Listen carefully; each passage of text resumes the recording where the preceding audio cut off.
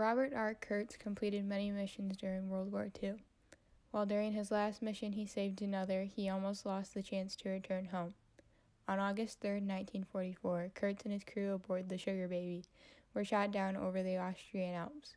2 German soldiers then found him below. He then protected himself with the love one man has for his children. Kurtz was born on January 8, 1919. In 1933, he moved to White Plains, New York, where he finished his education at the New York University. In 1935, Kurtz met his wife Peggy, but the couple only had 3 months together before he was officially drafted into the U.S. Army. On July 23, 1941, Kurtz was inducted into the United States Army and was ordered to Camp Davis in Holly Ridge, North Carolina.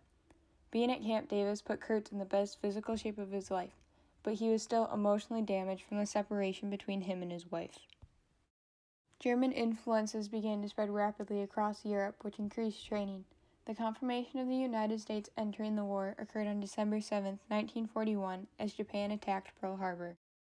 In late December of 1942, the Classification Board selected Kurtz to join the U.S. Air Force and to report to Ontario, California.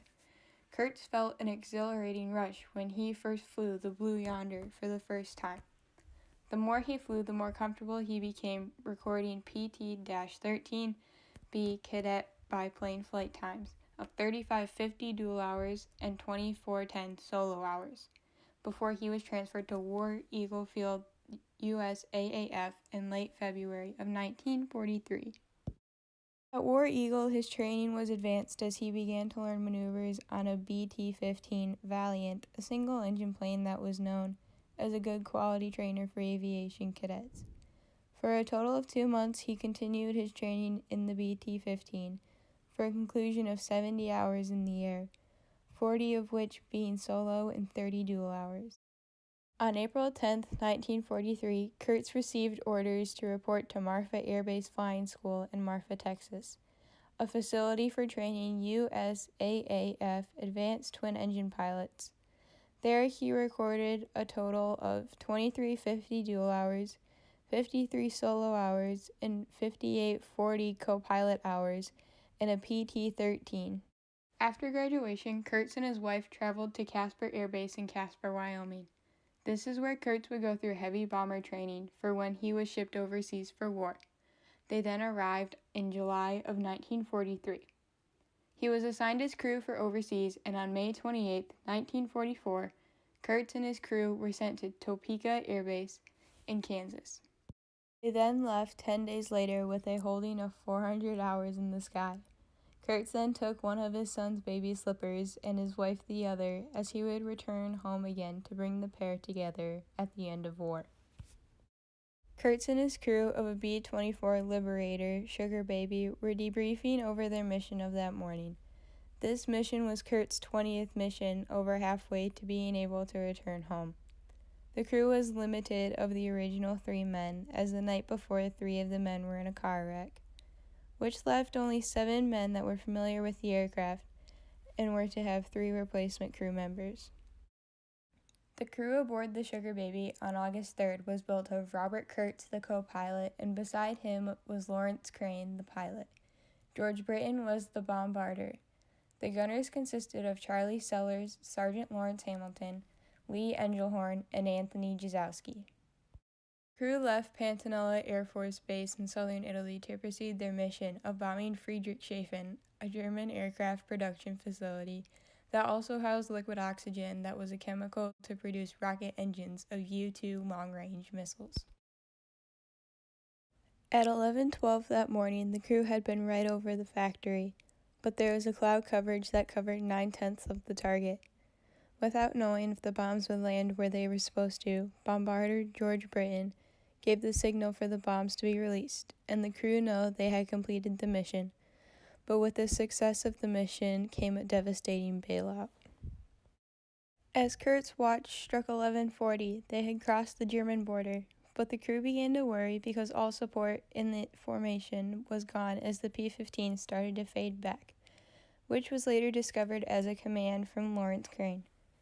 Alerts of the weekend formation crossed the Germans' radar as 30 fighters appeared through the clouds and in 30 seconds all 8 liberators were shot down.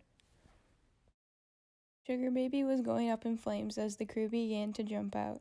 As their only training had been jumping off a 20-foot tower, the pilot was the first out. Kurtz was preparing to jump as he heard a cry for help coming from above. Anthony Jazowski's parachute was tangled. Kurtz ran to help and untangle his parachute as they both jumped out with seconds to spare before the aircraft crashed onto the Austrian Alps. 2 members of the crew that day died in the crash, Charlie Sellers and Sergeant Lawrence Hamilton. After the air battle above Austria, all that survived the crash were captured by the Germans and forced into prisoner of war, or POW, camps. After the crash, Kurtz was injured as he had a piece of metal in his leg. He began limping down in the valley below the crash as 2 German soldiers began to rush towards him and started beating him to death. Hoping one of the soldiers about to end his life was a father or family figure, he pulled out the baby slipper of his son's, and once it caught the eye of one of the soldiers, they stopped. For if he had lost the slipper, his life would have been lost without it. 2 soldiers dragged him across the valley as Kurtz now became a prisoner of war. He was then transported to Dugloff compound in western Germany by a 48. Dugloff was Germany's main interrogation center. Allied airmen shot down over Germany would be taken here and put into solitary confinement. Prisoners would be taken one by one out of their barrack at the compound and would be asked for any information on their aircraft base location, squadron numbers, and bombing locations.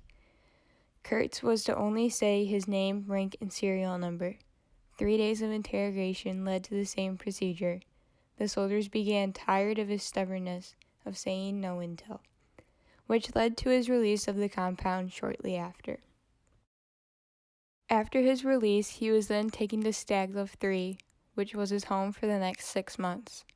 Arriving on August 16, 1944, 300 men from Dulg were taken to a camp hundreds of miles away. There, Kurtz was issued a creaky dog tag with the POW number on it.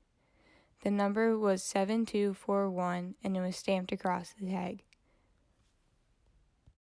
The day after the men's arrival, Robert's wife and parents had received their first word of their husband and son being alive since the notification of him and his crew crashing over the Alps.